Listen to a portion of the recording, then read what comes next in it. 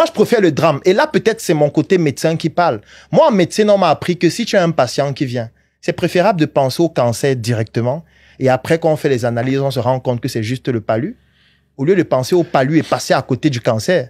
Parce que là, c'est plus fatal. Là, c'est une erreur médicale incroyable. Je vois. Donc, je préfère qu'un patient vienne, je me prépare au pire.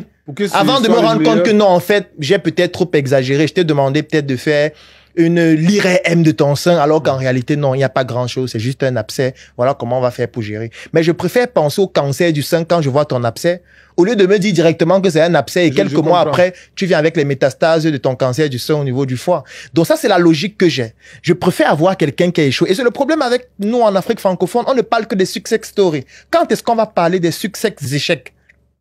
Il faut qu'on présente les gens qui étaient à 2 milliards aujourd'hui, ils sont sans abri. Aujourd'hui, ils n'ont plus rien. C'est une leçon qui, pour moi, sera beaucoup plus forte. Parce que c'est ce qui est plus courant. Sur 100 personnes qui se lancent, il y a combien qui réussissent? La réussite, c'est une exception dans le business. Pourquoi est-ce qu'on ne parle que de l'exception alors que la plupart de ceux qui se lancent échouent? Il faut qu'on commence à parler de ceux qui échouent. Moi, j'ai échoué, je suis fier d'en parler. Quand je dis sur Internet qu'on a lancé un projet de crayon fabriqué sur le couscous qui sortait, les gens rient. Moi-même, j'en ris.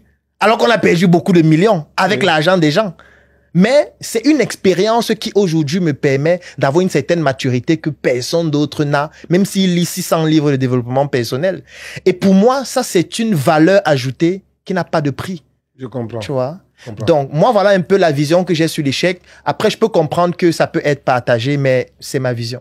Un travail pro commence par un pro en SM. Change toute ta garde-robe, remplace tout par SM de la tête aux pieds. Désormais tu t'habilles en SM. Un avenir propre commence par un style en SM.